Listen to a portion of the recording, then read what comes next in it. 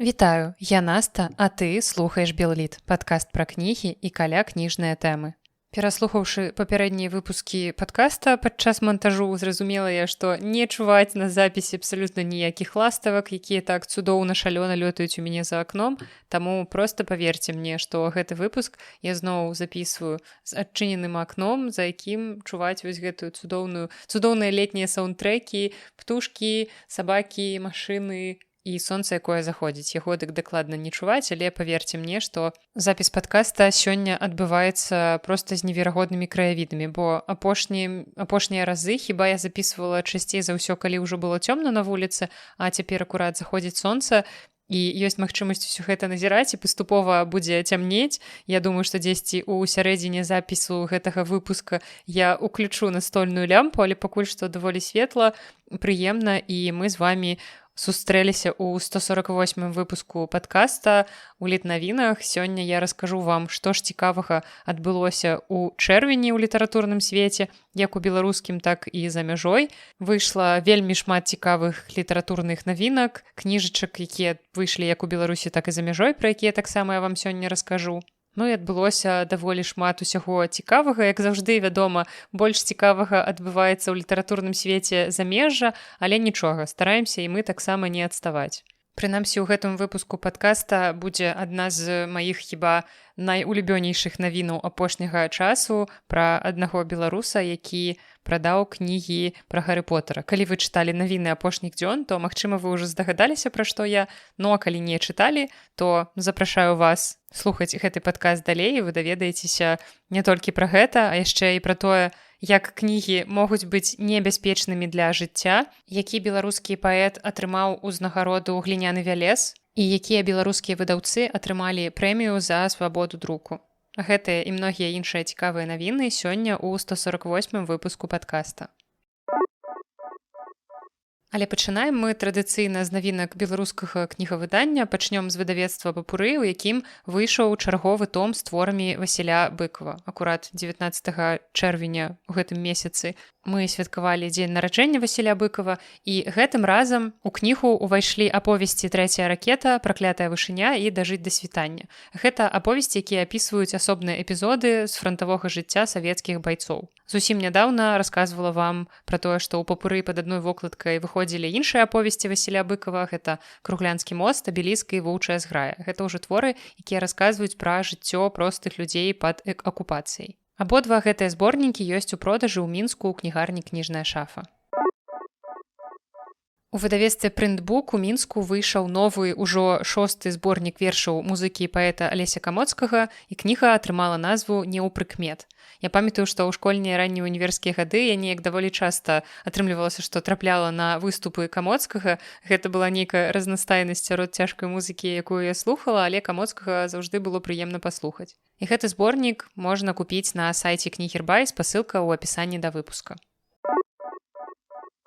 У выдавецтве «Беларуская навука» напярэдадні дня народзінаў Кузьмы Чорнага выйшаў 3-й том яго навукова-каментаванага збору твораў, у які ўвайшлі апавяданні 1932-1944 гадоў. Гэта значыць, што гэта творы, якія былі напісаныя ўжо ў апошні перыяд яго жыцця, таму што ў 44 годзе Кузьма Чорны ўласна і памёр. Купіць гэтую кнігу можна на сайце «Кніганоша Бай». Таксама ў выдавецтве «Беларуская навука» выйшла манаграфія этнографа і фалькларыста Ягора Ненадаўца, якая атрымала назву «Водная прастора ў беларускім фальклоры». Зачытаю вам анатацыю, каб вы ўяўлялі, пра што кніга. У кнізе на багатым фактычным матэрыяле, сабраным падчас фальклорна-этнаграфічных экспедыцый, падаецца комплекснае ўяўленне пра значэнне вады, воднай прасторы, у будзённым жыцці нашага народа. Асвятляюцца асаблівасці значэння калодзежа ў практычным жыцці беларусу, а таксама захаванне гэтага своеасаблівага помніка народнай культуры ў памяці нашых продкаў. Упершыню ў кнізе вылучаны і прааналізаваны сімвалы воднай прасторы, разгледжана іх роля пры ўтварэнні светабудовы, захаванай згаданай тэматыкі ў беларускіх фальклорных творах. Гэтая кніга ў продажы на сайце Кнігербай. У выдавецтве «Беларусь» выйшла кніга «Анталогія прыгажосці. Традыцыйны беларускі касцюм». І як жа класна яна названая. Мне вельмі падабаецца гэтае словазлучэнне «анталогія прыгажосці». супер, просто неймінг тут топавы. Кніга стала вынікам выставачнага праекту нацыянальнага мастацкага музея, партнёрам якога быў Цэнтр даследаванняў беларускай культуры, мовы і літаратуры Нацыянальнай акадэміі навук. Прадстаўлены ў кнізе матэрыял пазнаёміць чытачоў з асаблівасцямі традыцыйнага беларускага строю канца 19-га, сярэдзіны 20-га стагоддзя, яго унікальнымі рэгіянальнымі і лакальнымі варыянтамі з 6 этнаграфічных рэгіёнаў Беларусі: заходняе ўсходняе Палессе, Падзвінне, Падняпроўе, Панямонне, Цэнтральная Беларусь. Гэтая кніга даступная для заказу на сайце выдавецтва. У выдавецтве «Тэхналогія» выйшла кніга «Няпольская Польшча, 1989 год» і «Ілюзія вернутай гістарычнай пераемнасці». Аўтар гэтай кнігі – польскі гісторык-публіцыст Томаш Камусела. З англійскай мовы кнігу пераклаў Мар'ян Гарэвіч, навуковы рэдактар, гісторык Геннадзь Цагановіч. У кнізе разглядаюцца гістарычныя пераемнасці і пярэрвы паміж даўняй Рэччу Паспалітай, міжваеннай Польшчай, Польскай Народнай Рэспублікай і сучаснай Польшчай. Кніга ў продажы на сайце выдавецтва «Тэхналогія». І яшчэ адна навінка выдавецтва «Тэхналогія» – гэта пераклад рамана славацкай пісьменніцы Алены Сабухавай, не ўпэўнены, куды тут паставіць націск.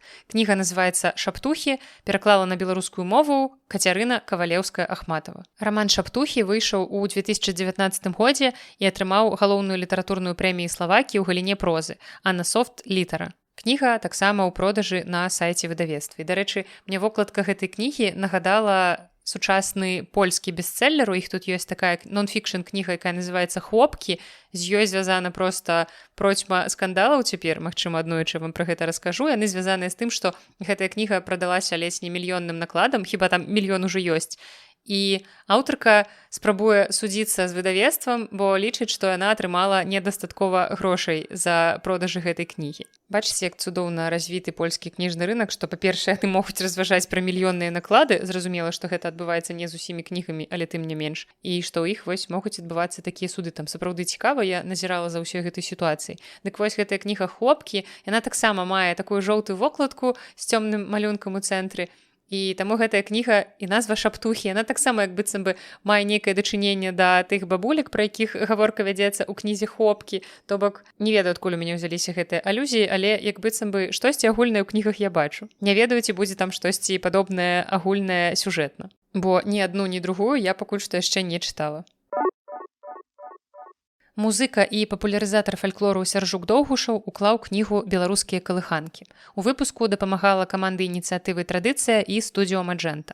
Сродкі на выданне кнігі сабралі праз краўдфандынгавую платформу «Гронка». Гэта кніга, у якой сабраныя калыханкі з усіх этнічных беларускіх рэгіёнаў, у тым ліку Падляшша і Палесся.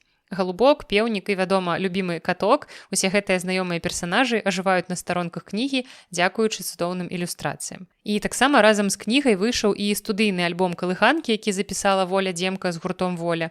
І ўсе гэтыя трэкі разам з аўтэнтычнымі запісамі можна паслухаць па QR-кодах у самой кнізе. Кніга праілюстраваная цікава студыё, а таксама мае пераклады на англійскую мову і ноты.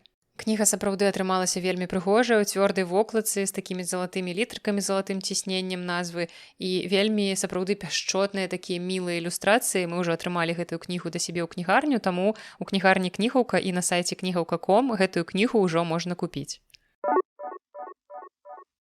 Выдавецтва Лохвінаў перавыдала раман нобелеўскай лаўрэаткі Вольгі Такарчук «Пра век ды іншыя часы» у перакладзе Марыны Шоды. Калісьці гэты твор ужо выходзіў па-беларуску ў 2010 годзе, тады яшчэ аўтарка не была нобелеўскай лаўрэаткай, і зразумела, што цяпер узрасла цікавасць да асобы пісьменніцы, і таму варта было перавыдаць гэтую кнігу. Раман апавядае гісторыю адной вёскі ў цэнтры Польшчы і свету, якая ахоплівае цэлае стагоддзе і складаецца з кароткіх гісторый яе жыхароў і іх рэчаў, дзе паўсядзённасць ствараецца з мноства выразных дэталяў, а рэчаіснасць пераплятаецца з міфам.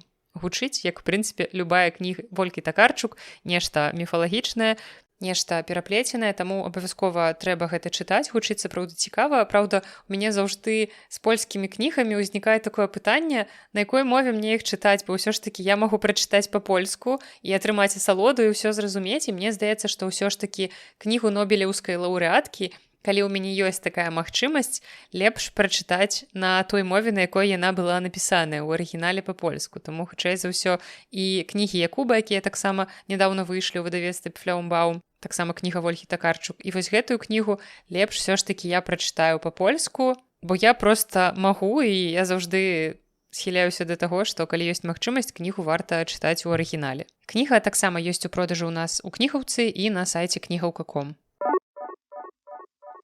Яшчэ адна перакладная навінка выдавецтва Логвінаў – гэта раман Уладзіміра Казлова «Гопнікі». З рускай мовы кнігу пераклаў Кастусь Паўлюкевіч. «Гопнікі» – гэта першы твор пісьменніка Уладзіміра Казлова, які па-руску ўпершыню выходзіў у 2002 годзе ў выдавецтве «Ад Мархіным», расійскім выдавецтве. Кніга ўяўляе сабой аповесць і зборнік апавяданняў, і падзеі адбываюцца ў канцы 80-х гадоў у родным аўтару Магілёве. Дзеці з дрэнных сем'яў, хуліганы, ананісты, такія вось персанажы кнігі, як той казаў, choose your fighter. Або хто ты сёння, дзіця з дрэннай сям'і, хуліган або ананіст. У гэтай кнізе аўтар даў права голасу звычайна маўклівым героям, рабятам з рабочых пасёлкаў.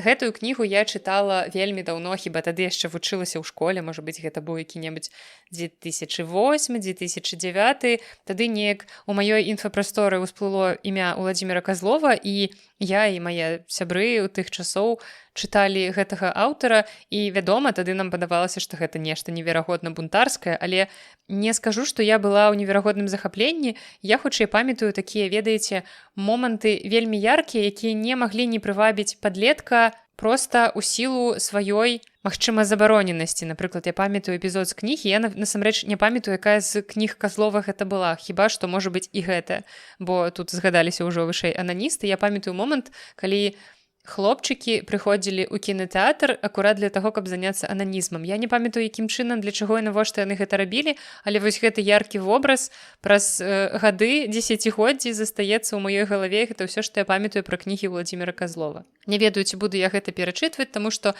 ўсё ж такі цяпер для мяне не тыя часы, я не буду ўспрымаць гэту літаратуру як нешта наватарскае і бунтарскае, але, магчыма, вам будзе цікава, таму, калі ласка, кніга ў продажы ў нас у кнігаўцы і на кнігаўка.com.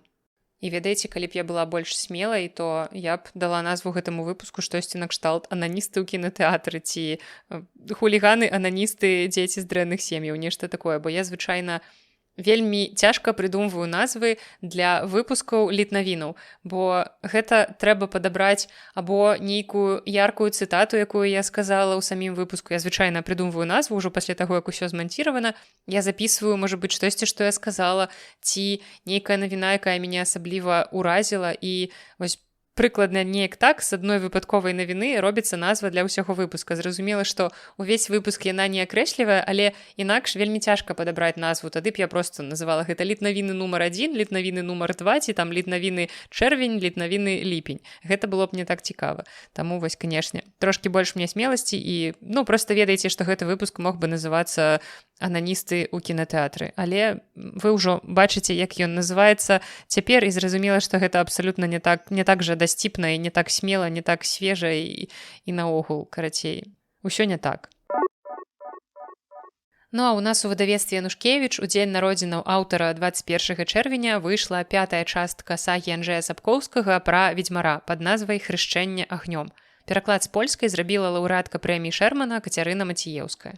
І з гэтай кнігай у мяне склалася так, што я яе карэктавала, таму атрымліваецца, што я прапусціла ўсю сярэдзіну ведзьмара. Я чытала калісьці даўно першую частку, я прачытала яе спачатку па-польску, потым прачытала беларускі пераклад. Гэта было цудоўна, уласна, вось за гэты першы том Каця і атрымала прэмію Шэрмана. А потым паступова кнігі выходзілі, і я для сябе вырашыла, што, прачытаю кнігі, калі яны выйдуць усе, каб не чакаць, каб не забыць, што там адбылося. Таму што у мяне з такімі кнігамі фэнтэзі ўсё даволі складана апошнім часам. З узростам я проста з цяжкасцю запамінаю персанажаў, герояў, калі іх шмат, я забываю будову свету, мне, трохі бывае цяжкавата засяродзіцца на гэтых кнігах. Таму з фэнтэзі-цыкламі мне лепш, калі я маю магчымасць проста адразу запар прачытаць усе кнігі. Таму я чакала ведзьмара, калі ён выйдзе, хаця б, можа быць, застанецца 2-3 кнігі да канца, і вось так атрымалася, што я адкарэктавала кнігу, таму прачытала першую і 5-ю, зразумела, што я не зразумела паловы таго, што адбылося ў 5-м томе. Тым не менш, ён быў неверагодна цікавым, неверагодна захапляльным. Усё ж такі Сапкоўскі нечакана. Вось ты глядзіш на яго фота, ён не выглядае як чалавек, які мог бы добра жартаваць, так стэрэатыпна, калі ўжо будзем займацца лукізмам і судзіць чалавека па знешнасці. Але тым не менш, ён мае цудоўнае пачуццё гумару, якое адаптавана да той эпохі, да тых рэалій, да той светабудовы, якая ёсць у кнізе. Ягоныя персанажы жартуюць так, як маглі жартаваць бы персанажы, калі б гэты свет існаваў у рэальнасці, а не толькі ў фэнтэзі-кнізе. Ну і зразумела, пераклад Каці проста філігранны. Я думаю, што выразам морду сцяў я буду карыстацца ў сваім паўсядзённым жыцці. Не тое, каб у мяне навокал так шмат людзей, якім хочацца гэта сказаць, але тым не менш, калі раптам што, то ў мяне ёсць выдатная зброя на любы выпадак жыцця. Так што, калі вы яшчэ не знаёмыя з сусветам ведзьмара, то вельмі вам раю. Гэта сапраўды кніга з не настолькі складанай светабудовай, калі вы, напрыклад, не надта любіце чытаць фэнтэзі, бо вам страшна, што вы заблытаецеся ў героях, у пабудове свету, як, напрыклад, гэта бывае са мной цяпер. У дзяцінстве такіх праблемаў не было. Я магла чытаць любое фэнтэзі, а цяпер усё ж такі неяк так стараюся выбіраць. Дык вось, калі вы любіце і цэніце ў кнігах добры тэкст, добры якасны тэкст, нягледзячы на тое, што гэта фэнтэзі, якое, ну, у прынцыпе, з большага людзьмі не ўспрымаецца як нейкая высокая літаратура, гэта літаратура жанравая, і так некаторыя могуць паблажліва да яе ставіцца, але тым не менш гэта тэкст, які сапраўды якасна напісаны. Супкоўскі сапраўды ўмее пісаць, я гэта магу сказаць, бо я чытала першую кнігу ў арыгінале таксама. А да таго ж Кацярына Маціеўская умее перакладаць, што ёсць, то ёсць, і Каця сапраўды выдатна падыходзіць да тэксту, і гэта такі каларытны тэкст, там персанажы гэта не самыя адукаваныя насамрэч людзі, і яны гавораць мовай вось гэтых простых людзей, гэта настолькі каларытна перададзена. Карацей, абавязкова зараз, пакуль я не забыла, што адбывалася ў 5-й частцы, трэба хутчэй чытаць 2-ю, 3-ю, 4-ю і чакаць 6-ю, і астатнія цяпер я ўжо буду чытаць гэтыя кнігі па меры іх выхаду. Кніга ёсць у продажы, і ўсе папярэднія 4 у кнігарні Кнігаўка і на сайце кнігаўка.com. Ну і гэтая кніга ў топ-продажаў нашай кнігарні за чэрвень займае ўпэўненае першае месца. Фонд «Камунікат» перавыдаў кнігу ўспамінаў беларускага палітыка і журналіста Сергея Навумчыка 95. Гэта ўжо 3-я па ліку дапоўненае выданне кнігі, якая ўпершыню выходзіла ў 2015 годзе. У кнізе дэпутата першага парламента незалежнай Беларусі Сергея Навумчыка апавядаецца пра драматычны для гісторыі Беларусі 95 год. Той самы, у якім адбыўся той рэферэндум, які ліквідаваў статус нацыянальных сімвалаў як дзяржаўных і дадаў яшчэ адну дзяржаўную мову. Таму кніга гарачая, бо падзеі, пра якія ў ёй апавядаецца, сапраўды былі вельмі значнымі для нашай гісторыі і гарачымі. Заказаць кнігу можна на сайце «Камунікат Шоп». Ну а цяпер да анонсаў і папярэдніх заказаў. Яшчэ толькі скончыўся вось першы месяц лета, а ў выдаўца Рамана Цымберава можна загадзя падрыхтавацца да зімовых святаў, таму што ён анансаваў выхад новай кнігі дзеда Янкеля «Як паверыць у раство» ці «Цуд, што адбыўся на Палессі». Таксама тут падзялюся з вамі анатацыяй. Гісторыя разгортваецца на Палессі, дзесьці паміж Туравам і Лельчыцамі, акурат перад калядамі, вакол сям'і селяніна Каржа, чый сын Паўлюк цяжка хварэе. Сям'я апынулася ў няпростай сітуацыі. Усе пажыткі вытрачаны на лікаванне сына, пазыкі перад жорсткім панам і іранімам толькі растуць, і той пагражае выгнаць іх з хаты. Маладая сястра хлопчыка Ганначка вымушана цягнуць гора сям'і на сваіх маладых плячах, а Ёсіп, які кахае Ганначку разам з містычнымі істотамі, спрабуе выратаваць коржаву сям'ю. У кнізе актыўна выкарыстоўваюцца палескія гаворкі, мясцовыя песні, нават аўтэнтычныя загадкі. Прысутнічаюць яркія апісанні традыцый, вячоркі калядныя абрады. Знайшлося месца і фальклорным элементам беларускага Палесся, легендам пра ваўкалакаў, цмока, святыні прыроды. Ужо цяпер вы можаце аформіць папярэдні заказ на сайце Кнігербай па спасылцы ў апісанні. Прычым, калі вы аформіце папярэдні заказ і аплаціце кнігу, то толькі да 8 ліпеня можна будзе купіць гэтую кнігу за 50 рублёў. Пасля яна будзе каштаваць ад 60. Выдавецкая ініцыятыва «Кніжны рысь» абвясціла папярэдні заказ на новы пераклад «Хоббіта» Джона Толкіна. Каб аформіць заказ, вам трэба запоўніць форму на сайце «Хоббіт-бай», і так вы зможаце атрымаць кнігу са зніжкай 20%.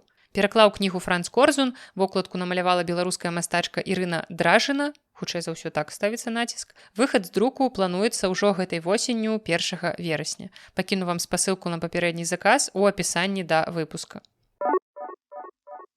Выдавецтва «Мяне няма» анансавала выхад кнігі «Дзённік 2021-2022», у якой ананімная аўтарка робіць стэнаграму пачуццяў і намагаецца жыць жыццё пасля 2020, але не можа гэтага зрабіць. Таксама трошкі вам анатацыі. Дзённік – гэта хронікі псіхалагічнай ломкі краіны. Час перакуленых лёсаў і выпаленых пачуццяў нараджае адмысловую літаратуру, нязручную і трывожную. Тут аўтарскае становіцца агульным, таму без імя, пра ўсіх ад першай асобы. Папярэдні заказ кнігі ўжо даступны на сайце выдавецтва, кніга выйдзе ў канцы ліпеня. Берлінскае выдавецтва Edition Фототапета анансавала выхад перакладу на нямецкую мову апошняй кнігі Альгерда Бахарэвіча «Папяровы голем». Над перакладам кнігі працуе Магдалена Фохт. І Альгерд у сябе ў соцсетках расказаў, што беларускую мову Магдалена пачала вучыць яшчэ летась у красавіку, прычым ніколі дагэтуль дачынення яна не мела з іншымі славянскімі мовамі. І сам Альгерд вучыў яе беларускай мове, што вельмі цікава, і вось цяпер яна перакладае яго кнігу. Запланавана, што кніга выйдзе ў кастрычніку 25-го года і будзе прэзентаваная на кніжным кірмашы ў Франкфурце. Ну а беларускую версію гэтай кнігі яшчэ можна купіць у нас у кнігарні «Кнігаўка». Ну а цяпер пераходзім да літаратурных навін, да навін беларускай літаратуры, але тут адначасова і трошачкі сусветных. Пачынаем мы з навін прэмій, прычым прэмій не проста літаратурных, бо 2 чэрвеня на сусветным форуме свабоды слова ў нарвежскім Лілехаммеры Міжнародная асацыяцыя выдаўцоў назвала лаўрэатам штогадовай прэміі Вальтэра. Гэта прэмія за свабоду друку. І сёлета лаўрэатамі прэміі сталі беларускія выдаўцы Дзмітрый Строцаў, гэта выдавецтва Хохрот Мінск, і Надзя Кандрусевіч, выдавецтва Коска. Выдаўцоў узнагародзілі за адвагу і вернасць справе выдання кніг, нягледзячы на цэнзуру, пераслед і вымушаную эміграцыю. Таксама нагадаю, што летась на гэтую прэмію быў намінаваны выдавец Андрэй Янушкевіч. Лаўрэатам літаратурнай прэміі «Гліняны вялез» за 2024 год стаў паэт, літаратуразнаўца і перформер Віктар Жыбуль за кнігу вершаў «Аранжавы», якая летась выйшла акурат у берлінскім выдавецтве «Хохрот Мінск». У папярэдняй навіне мы ўжо чулі пра гэтае выдавецтва. Кніга ў продажы на сайце выдавецтва. Ініцыятыва «Мальдзіс» выкупіла першае выданне кнігі «Жазло кіравання» беларускага манаха-асветніка Сімеона Полацкага. Гэта адзін з найбольш каштоўных кніжных помнікаў, створаных беларусамі. Упершыню кніга была надрукавана ў Маскве ў 1667 годзе на царкоўна-славянскай мове і належыць яна да надзвычай рэдкіх артэфактаў. Кнігу купілі ў Польшчы на сродкі беларускіх ахвярадаўцаў.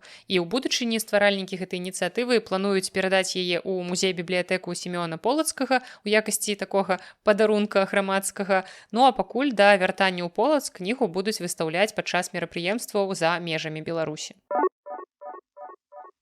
Ну і цяпер проста мая улюбёная навіна, якая не мае абсалютна ніякага дачынення да зместаў сюжэтаў кніг, але гэта гісторыя пра тое, як жыхар Мінска прадаў кнігі пра Гарры Поттера і трапіў пад крымінальную справу. Рэч у тым, што хлопец некалькі месяцаў здымаў у пенсіянеркі пакой. І ў гэты час ён выстаўляў на продаж кнігі, якія захоўваліся ў гэтым памяшканні. Хлопец знайшоў пакупніка і поштай даслаў яму 4 кнігі пра Гарры Поттера, якія належалі унучцы гаспадыні гэтага жылля, і амаль адразу пасля гэтага ён з'ехаў. Пенсіянерка, зразумела, пабачыла, што кудысьці зніклі яе кнігі, яна звярнулася ў міліцыю, і шкоду яна ацаніла ў 150 рублёў.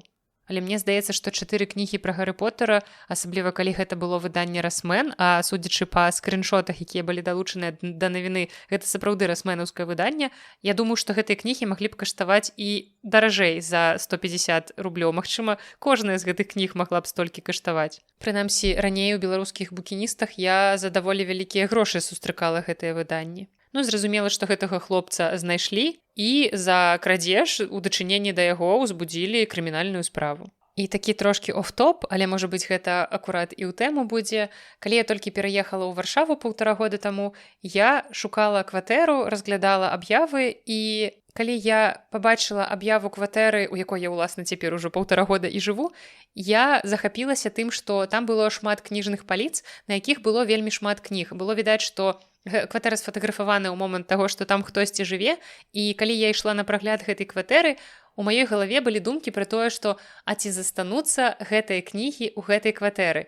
Зразумела, што я ў гэтым не была абсалютна ўпэўненая, хутчэй за ўсё. Гэтыя здымкі былі зроблены, калі ў кватэры жыла сама гаспадыня маёй кватэры, таму што яна журналістка, яна мае дачыненне да літаратурнага свету і сама напісала нават адну кнігу. Праўда, гэта не мастацкая кніга, а нон-фікшн. Але тым не менш, усё ж такі, можа быць, на нейкі 1% ува мне жыла гэтая надзея на тое, што ўсе гэтыя кнігі застануцца ў гэтай кватэры. Вядома, калі я тут сюды прыйшла, то ніякіх кніг тут не было, але ведаеце, 1,5 года, як я жыву тут, і калі раптам мне спатрэбіцца сфотаграфаваць сваю кватэру таксама на аб'яву аб здачы гэтай кватэры, то яна будзе выглядаць прыкладна так, як выглядала на тых фота ад маёй гаспадыні, таму што кніжак тут ужо прыкладна столькі ж.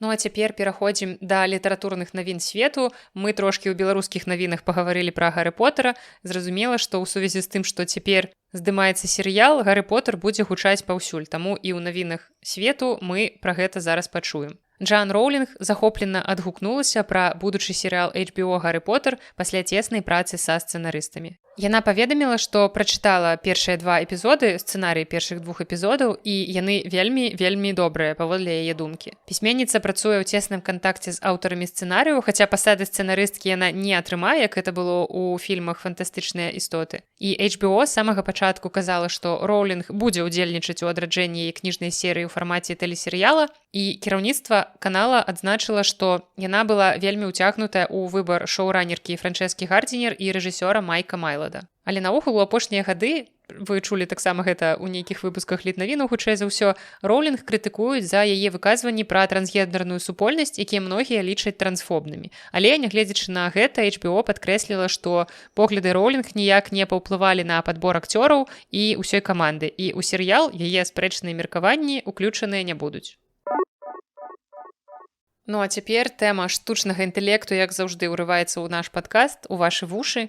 Група вядомых аўтараў падала ў суд на кампанію Microsoft праз выкарыстанне іх кніг у навучанні штучнага інтэлекту. Пісьменнікі сцвярджаюць, што кампанія выкарыстала каля 200 000 пірацкіх кніг для навучання свайго штучнага інтэлекту Мегатрон.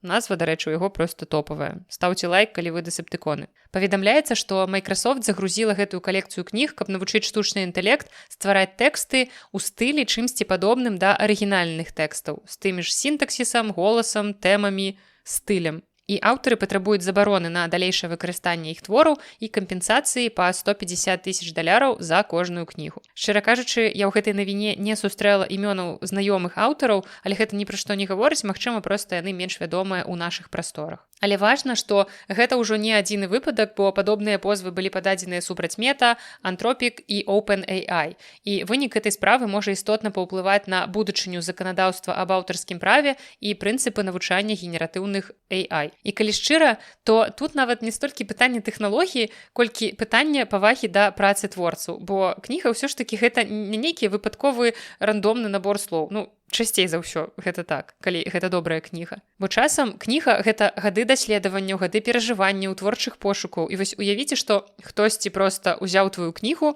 скарміў яе машыне, каб яна навучылася пісаць падобна да цябе, без твайго дазволу, без аплаты, без нават таго, каб цябе праінфармаваць пра гэта.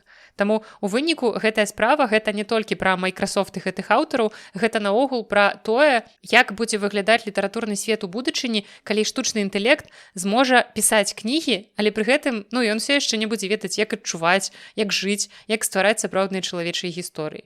Таму класна, што штучны інтэлект нам можа зараз шмат у чым аблегчыць жыццё, але давайце не будзем перабольшваць і ўсё ж такі пакінем некаторыя рэчы людзям. Хоць штосьці ж там мы ў тым цудоўным свеце будучыні павінны рабіць самі. А то згадваюцца вось гэтыя пухлыя людзі з мульціка Валлі. А вось пісьменнік Салман Ружді кажа, што штучны інтэлект не будзе пагражаць аўтарам, пакуль не зможа прымусіць людзей смяяцца. Аўтар сказаў, што ў штучнага інтэлекту няма пачуцця гумару, але калі ён напіша смешную кнігу, то тады нам канец. Выступаючы на фестывалі «Нау» ва Уэльсе, Ружді сказаў, што ніколі не спрабаваў штучны інтэлект і стараецца рабіць выгляд, што яго проста не існуе. Таксама яшчэ з забаўнага і актуальнага ў гэтай жа размове Ружді выказаўся пра Дональда Трампа, сказаўшы, што свет перажывае аранжавы момант. Ён сказаў: «Я не ведаю, што з гэтым рабіць, бо Трамп быў абраны». Але таксама дадаў, як і Гітлер, дарэчы. Сапраўды, іронія, пэўная, тут прасочваецца. Таксама з вясёлага ён жартаваў, што большасць пісьменнікаў не зарабляюць шмат грошай, калі толькі не пішуць пра дзяцей-чараўнікоў. І дадаў, што Джоан Роулінг – гэта Тэйлар Свіфт ад літаратуры. Я адчуваю, што тут чымсьці папахвае, мне падаецца, што трошачкі папахвае зайздрасцю. І таксама пісьменнік падзяліўся, што ў канцы года ў яго выйдзе новая мастацкая кніга, нарэшце яна не будзе звязаная з нападзеннем на яго, таму што, вядома, аўтар трошкі стаміўся ад бясконцых абмеркаванняў гэтай тэмы, ён ужо яе для сябе адрэфлексаваў у кнізе «Нож», і цяпер ён хоча расказваць новыя гісторыі, не звязаныя з гэтым. Спадзяюся, што гэта будуць не гісторыі пра дзяцей-чараўнікоў. Брытанская бібліятэка аднавіла картку чытача Оскара Уайльда, якую анулявалі больш за 125 гадоў таму пасля яго асуджэння за гомасексуальнасць. Бібліятэка падкрэсліла, што гэта сімвалічны жэст прызнання несправядлівасці ў дачыненні да пісьменніка, які часта працаваў у залах гэтай бібліятэкі. Рашэнне супала з больш шырокімі намаганнямі ўстановы па пераглядзе сваёй гісторыі і падтрымцы ЛГБТК+ супольнасці. Сучасны пропуск з імем ірландскага пісьменніка і драматурга будзе афіцыйна ўручаны яго ўнуку Мерліну Холланду на мерапрыемстве ў кастрычніку. Рашэнне аб ануляванні пропуску было зафіксавана ў пратаколе Савета дырэктараў у 1895 годзе, калі гомасексуальнасць была па-за законам. Рашэнне гучала так. Папячыцелі пастанавілі, што містер Оскар Уайльд, прыняты ў якасці чытача ў 1879 годзе і прысуджаны Цэнтральным крымінальным судом 25 мая да 2 гадоў турэмнага зняволення з катаржнымі працамі, не павінен у далейшым карыстацца чытальнай залай музея. Таксама цікава, што менавіта ў брытанскай бібліятэцы захоўваецца бадай самая значная ў свеце калекцыя рукапісаў Уайльда, уключаючы чарнавікі яго галоўных п'ес. Універсітэт Сент-Эндрюс у Шатландыі распрацаваў новы інструмент для хуткага выяўлення атрутных для чалавека кніг. І гэта хіба другая мая любімая навіна ў гэтым выпуску.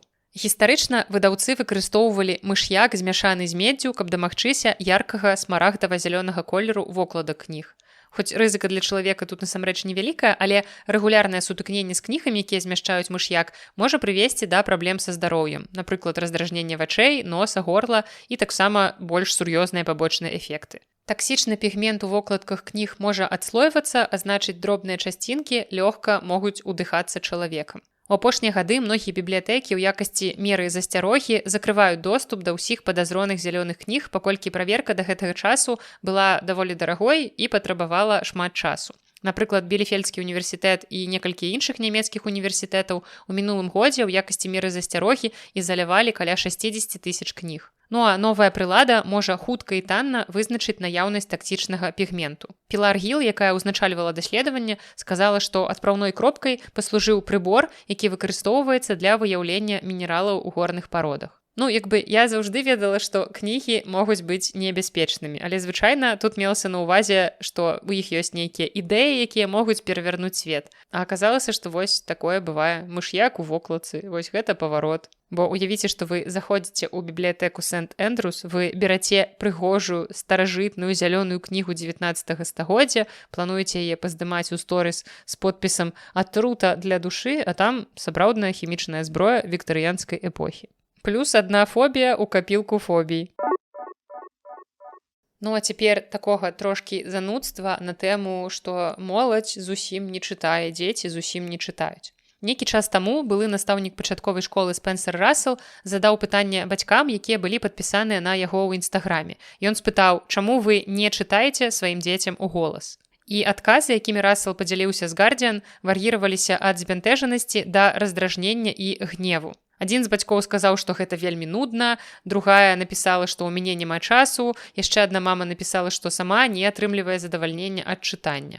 Таксама людзі паведамлялі, што ім вельмі цяжка прымусіць сваіх дзяцей сядзець спакойна дастаткова доўга для таго, каб прачытаць цэлую гісторыю. Некаторыя бацькі адзначалі манатоннасць, маўляў, яны любяць чытаць са сваімі дзецьмі, але дзеці просяць адну і тую ж кнігу зноў і зноў, і бацькоў проста гэта вымотвае. Ну і паводле нядаўняга даследавання, праведзенага кампаніяй HarperCollins UK, бацькі, якія з цяжкасцю чытаюць сваім дзецям, як правіла, самі маладзейшыя. Амаль кожны трэці з бацькоў пакалення Z лічыць чытанне хутчэй прадметам, які трэба вывучыць, ну то бок, вось трэба навучыцца чытаць. Усё, гэта навык, і ўсё, больш нічога. Гэта не тое, чаго можна атрымліваць задавальненне, як яны думаюць, таму навошта проста гэта рабіць. І зразумела, што падобны вобраз мыслення перадаецца іх дзецям. Даследаванне таксама паказала, што толькі траціна дзяцей ва ўзросце ад 5 да 10 гадоў часта чытаюць для задавальнення. У той час, як у 2012 годзе іх было больш за палову. Магчыма, гэта акурат звязана з тым, што бацькі радзей чытаюць ім да таго, як ім споўніцца 5 гадоў, калі яны, ў прынцыпе, самі ўжо змогуць чытаць. 41% бацькоў усіх узростаў паведамілі, што робяць гэта, то бок чытаюць сваім дзецям, і гэта значна менш, чым 64%, якія былі ў 2012 годзе. То бок амаль на 20% упала колькасць бацькоў, якія чытаюць сваім дзецям. І я не магу сказаць, што гэтыя лічбы, гэтая навіна неяк мяне асабліва здзівілі, але яны прымусілі мяне задумацца пра тое, як мяняецца культура чытання і сямейныя сувязі. І што гэта значыць для нашай будучыні? Бо кніга гэта не проста інфармацыя. Калі дзіця слухае бацькоўскі голас, яно вучыць інтанацыі, лагічныя сувязі, развівае эмацыйны інтэлект, бо чытанне гэта не толькі пра тую гісторыю, нейкі сюжэт, які расказваецца ў кнізе. Гэта пра сувязь паміж бацькамі, якія чытаюць, і дзецьмі, якія іх слухаюць. Нават можа быць не так важна, якая гэта кніга, пра што гэтая кніга, важна, што дзеці і бацькі разам праводзяць час такім чынам. Гэта пра пачуццё бяспекі, блізкасці, калі чалавек, старэйшы, дарагі табе чалавек, выдаткоўвае на цябе час, а не проста ўключае табе YouTube, мульцікі на YouTube. Таму чытайце сваім дзецям. Гэта, насамрэч, вельмі каштоўна. І гэта не толькі пра тое, што дзеці вырастуць разумнымі, адукаванымі, эрудзіраванымі, калі будуць шмат чытаць. Гэта таксама пра тое, што гэтыя дзеці вырастуць эмпатычнымі і чулымі. Яны адчуваюць падтрымку бацькоў ужо ў гэтым, і значыць, што далей ім будзе лягчэй ісці па жыцці, таму што яны заўжды дзесьці нябачна будуць адчуваць гэтую вашу падтрымку. Вось так амаль па-маралізатарску я заканчваю гэты выпуск падкаста, таму што сапраўды для мяне гэта вельмі важна. Я вырасла ў той сям'і, у якой мне чыталі, у якой мае бацькі, мае дзядуля, бабуля чыталі. Я заўжды бачыла людзей з кнігай дома, я заўжды была рада, калі мне чыталі, я засынала пад чытанне майго дзядулі. А часам, дарэчы, бывала так, што дзядуля засынаў нашмат хутчэй, чым я, і ў выніку я проста ляжала ў ложку з настольнай лямпай і сама дачытвала тую кнігу, якую не змог мне дачытаць дзядуля, таму што спаў дзесьці побач. І вось я тут, амаль у поўнай цемры, сяджу каля акна, гляджу на паўмесяц, які вісіць у небе, і запісваю вам гэты выпуск падкаста пра кнігі. І гэта не ўсе навіны, якія адбыліся ў чэрвені, але ўсе навіны і літаратурныя навінкі, якімі мне хацелася з вамі падзяліцца. Мы з вамі сустрэнемся ўжо зусім хутка ў 149-м выпуску падкаста, у якім я раскажу пра тыя кнігі, якія чытала ў студзені-лютым. А пасля гэтага вас чакае, можна сказаць, зноў юбілейны 150-й выпуск падкаста, у якім я падзялюся вынікамі першага паўгоддзя. Зноў гэта будзе такі фармат тэгаў, дзе я буду адказваць на пэўныя зададзеныя тэмы, найлепшая кніга паўгоддзя, найгоршая, найлепшая вокладка, найгоршая вокладка, аўтар адкрыццё, аўтар больш ніколі і гэтак далей. Я думаю, што вы слухалі папярэднія 2 выпускі на гэтую тэму з вынікамі першага і другога паўгоддзя мінулага года. Таму гэты фармат вам ужо знаёмы. Ён мне спадабаўся, і я думаю, што буду працягваць яго і далей. Так што ўжо зусім хутка вы даведаецеся пра ўсе цудоўныя і нецудоўныя розныя кнігі, якія я чытала ў першай палове гэтага года. Ну, а на сёння гэта ўсё. Я выходжу на гэтую цёмную вуліцу на бегавую трэніроўку. Зычу вам добрага дня, калі вы слухаеце гэта ў пачатку дня. Зычу вам добрай ночы, калі вы слухаеце гэта перад сном. На сёння гэта ўсё. З вамі была Наста і падкаст Белліт. Да сустрэчы.